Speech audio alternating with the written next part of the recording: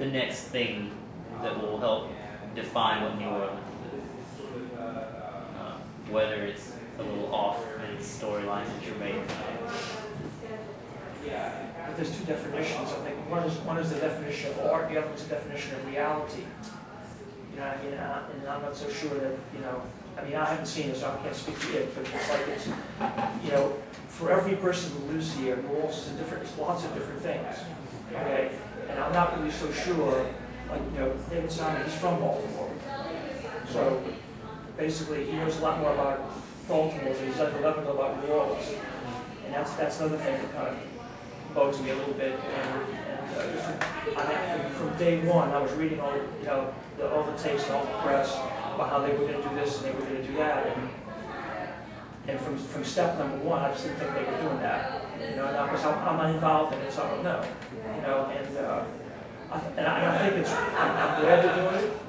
I think it has everybody's attention. That's number one. I think it's great for the city to have this. I mean, this is a whole new industry, basically, that's been here, for three seasons. And and as far as as a loss leader, I think that you also have to factor that there's probably a loss leader of people who will not come to New Orleans after they see it. I mean, it's just not for everybody. I mean, it's just a fact. I have a friend, and I love this. I have a friend on the West Coast, and she was talking about one day. She said, "Treme." I was watching Treme.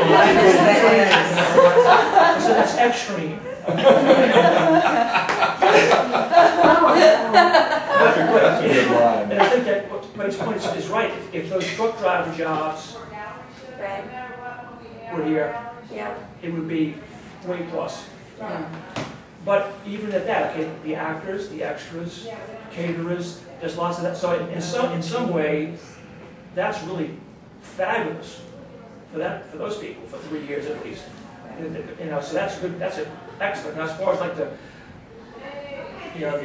pluses and minuses of the tax credits, I mean, who's to say? In other words, maybe not. Maybe if there are 50 movies here, maybe there would only be 4.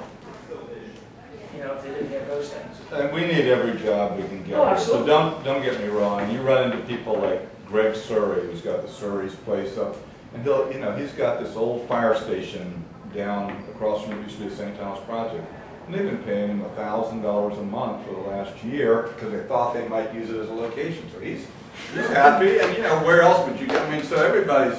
The more jobs like that, it's just. And once it's all over, I'll buy the series because I'll be one of the lost leader just because I want to show somebody that was what Bacchanal was like when they used to be able to have music. That was before they got because to the degree you have situations where you can say, well, that was where across from where you live. Right. But you can't have an authentic show that argues it's all about music and doesn't deal with race in this city. And Treme does not deal with race, even pretend to deal with race in a realistic way. They won't let me in the shows that are down, except for that one that I was talking about. So, in that sense, where David Simon, I had such hope for him doing the show, because I love The Wire. He just can't get it together. So if it's considered a black social space, you can't be there, or right. But I'm always there. We call it Under the Bridge, really born in St. Philip, right?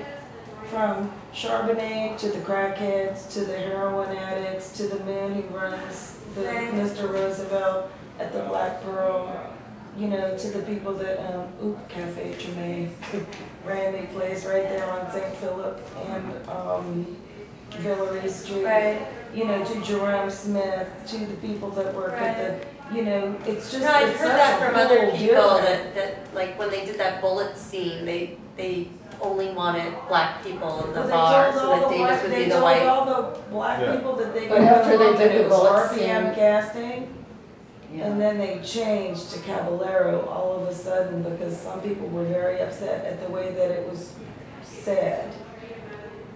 Except for me, you can go to the Tuba Fat Square, but all the rest of the white people get to go home where all the black people get to go back to the Tuba Fat Square because they needed a black scene, but you don't say it like that. You just go, okay, you, leave,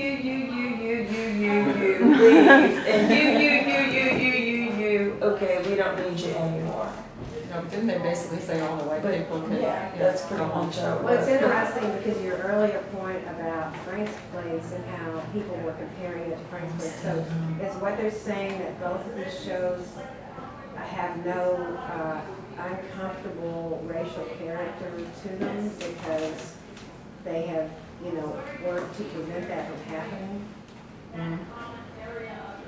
Are you asking whether people made the analogous point with Frank's Place? Well, you were saying earlier. I think you're right. God,